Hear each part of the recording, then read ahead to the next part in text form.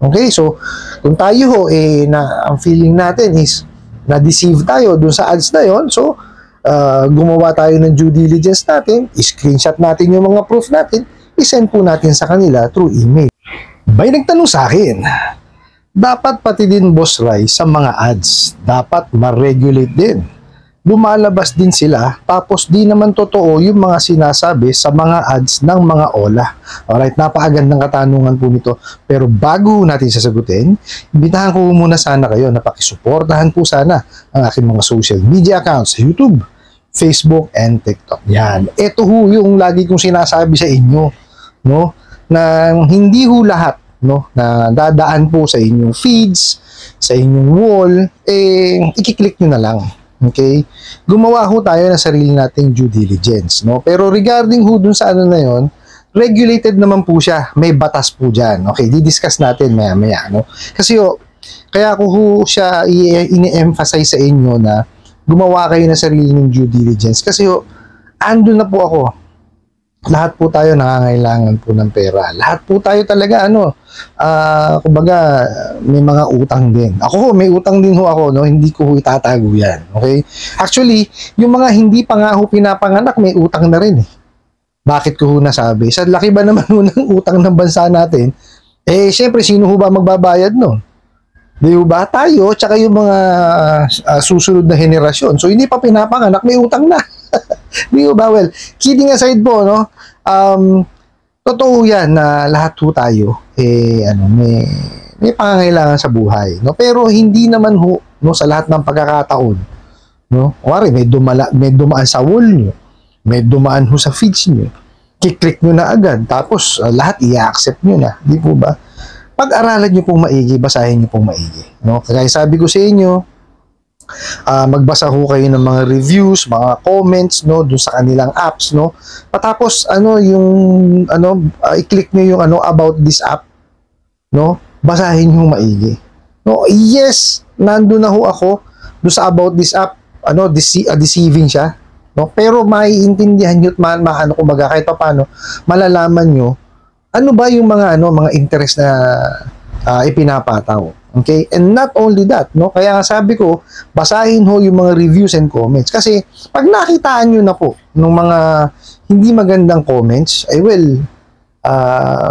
kumbaga magdalawang isip na ho kayo. Di ba? Lalo na ho, yung mga abusadong online lending apps, di po ba? Yan po ang mga mga numero unong mga deceptive, no? Deceiving ang kanilang mga ads, no? Okay. Sagutin natin, no, yung pong katanungan na dapat regulated din. Regulated po siya, no? Actually, meron po tayong tawag dito, yung Republic Act number 7394 o mas kilala po, no, sa Consumer Act of the Philippines. Yan. Yan po yung batas, no, na nakakasakop po dito, okay? At inatasan po, no, ang DTI, Department of Trade and Industry, para po, no, sila yung tawag dito, maging implementing body, no, nitong batas na ito. Okay? So, para maano ho natin, no, nasa po siya, nasa Title 3, Chapter 6 po siya, no, under false, deceptive, and misleading advertisement. Okay. False, deceptive, or misleading advertisement.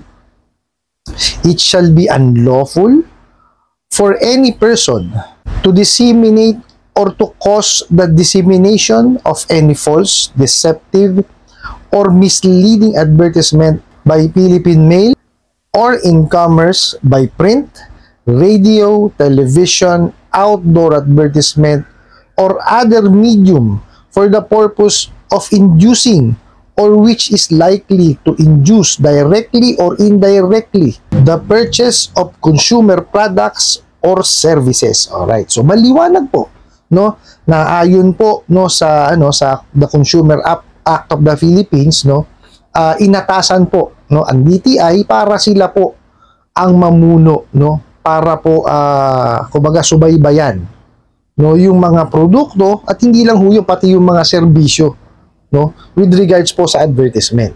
So meron po, no, regulated po siya. It's just so happen na hindi ho kasi masyadong hindi alam ng iba, no, na meron po talaga nagre-regulate diyan, which is DTI nga po. Okay.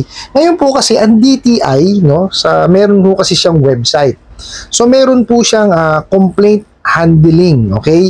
So ang ayon po dito, no, under Republic Act number 7394, otherwise known as the Consumer Act of the Philippines, it is the policy of the state to protect the interest of the consumer, promote his general welfare, and to establish standard of conduct for business and industry. Accordingly, Article 159 of the Consumer Act and Section 2 and 18 of the Executive Order number 913 mandates DTI to protect the rights of the consumer by providing a fair, timely, and professional response to the complaints for violation of RA 7394 and other trade and industry fair trade law. Ayan. So, inatasan po talaga ang DTI. Kaya gumawa po sila ng complaints handling. So, ayon po dito, no, ang mga consumer po ay po pwedeng mag-complain, no, with the DTI at may cover any but not limited to the following. Okay? Liability for product and services. Example po, yung defective or imperfect product or services. Okay. Deceptive sales act or practices. O, pasok po yung OLA rito. Okay. Consumer product quality and safety. Violation for printing no return, no exchange in the receipts. Chain distribution plan or pyramid sales schemes. Consumer product and services warranties, labeling and fair packaging, ito pa ho, misleading advertisement and fraudulent sale promotion practices. Ayan, kasama ho siya dyan, no? Tapos meron pa hong regulation of prepare and service firms, tsaka Philippine Lemon Law. Okay, so nasa ko po, no, nasa description box ko po, no, yung link dito sa complaints handling. So, pwede ho yan online, pwede kayong bumisita, no? At pwede rin ho yan through mail, no? Kung kayo po ay magko-complain. Okay, so hindi ho siya kumbaga hindi regulated. Regulated po siya. It just so happen po bihirang-bihira niyo po kasing marinig. Ngayon po, ayan, sinabi ko na ho sa inyo na yung mga false advertisement po nitong mga abusadong online lending apps na to is covered po siya, no, nung Consumer Act of the Philippines, which is ang nagre-regulate po is ang DTI. So meron ho silang complaints sa handling. Pwede kayong mag-submit po sa kanila ng inyong complaint through online. So ang kailangan lang po is yung screenshot po ng mga ng advertisement, tapos ipakita nyo syempre yung katunayan na mali. For example, kasi may mga OLA ho ang sasabihin 90 days. Di po ba? Pero po pag tiningnan niyo po sa dun sa apps nyo, hindi siya 90 days eh. Okay? Yes, di pala 90 days siya, pero mali ho yung pagko-compute. Okay? Mangyayari sa ikapitong araw, 95% of the loan kailangan bayaran. O, tapos yung succeeding na ho na magiging susunod due date, yung remaining 5% na lang. O di po ba misleading? O, so i-complain nyo. Di po ba? So that's the right time po para kayo mag-complain. Screenshot nyo po yung nasa apps ninyo, screenshot nyo din po kung ano yung nakita nyo dun sa ads nila. Okay? Para po at least may proof yan. No, ngayon, ang big question is, eto na naman. Mapaparusahan po ba? Well, that I cannot answer directly. Kasi po, it's up to DTI yan, kung paano po nila i-handle. Okay, hayaan po natin nilang gawin yung trabaho nila, no? Hayaan ho natin na, kumbaga, gawin natin yung dapat natin gawin, tapos hayaan po natin silang gawin yung trabaho nila. Importante po kasi yun. No? Kasi kanya-kanya ho tayo ng ano eh, ng kumbaga ng function dito sa mundo eh. Di po ba? Kagaya ko, maniningil ako. So, ang function ko, kung ano ho yung dapat mo singilin, sisingilin ko. Pero ho, dapat naayon ho dun sa batas. Di po ba? Eh, naglabas ang gobyerno natin ng batas. So, kailangan natin sundin. Okay? So, kung tayo ho, ang feeling natin is na-deceive tayo dun sa ads na yon. So, gumawa tayo ng due diligence natin, screenshot natin yung mga proof natin, isend po natin sa kanila through email. Pwede naman po yan. Okay? So, yung ano po huwag nyo kakalimutan, yung link po ng complaints handling ng DTI is nasa description box ko po para hindi na rin ho kayo mahirapan. Kasi sabi nga sa inyo, aarmasan ko ho kayo. No? Kaya lang ho, kayo po kailangan gawin nyo rin yung, yung due diligence nyo. No? Huwag lang ho kayong click ng click, accept ng accept, di po ba? Maggawa ho tayo ng sarili nating due diligence. No? Imbestigahan ho natin. Tama po ba yung pinapasok natin? Di po ba? Kasi, hindi lang ho dapat yan, kumbaga, isisi dun sa kabila. No? Kasi, paaminin natin, meron din ho tayong mali sa parte natin kasi hindi natin pinag-aralan maigi. Di po ba? Kasi nga, hindi ko kayo masisisi. Dala ho nito ng pangangailangan. Kasi, totoo yan, lahat ho tayo nangangailangan na kailangan natin. Kumbaga, may mga obligasyon tayo na kailangang tawag dito, bayaran, no? Tapos, medyo na-short tayo. So, ngayon tayo? Magre-resort tayo sa panghihiram.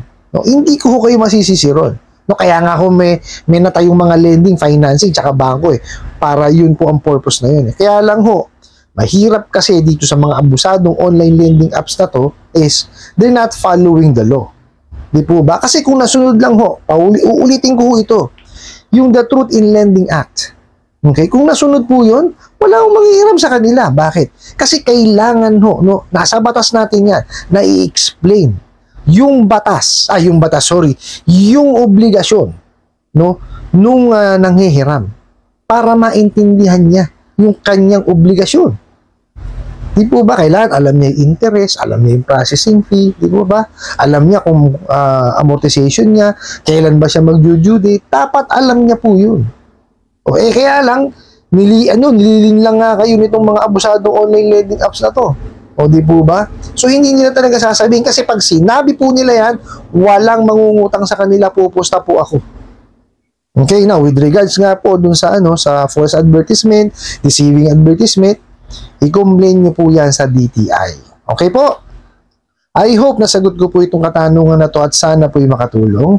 Maraming salamat po sa inyong walang sawang pagsuporta at panonood sa aking mga videos. Maraming salamat po sa inyong pag-like, pag-share, pag-comment at pagtatanong.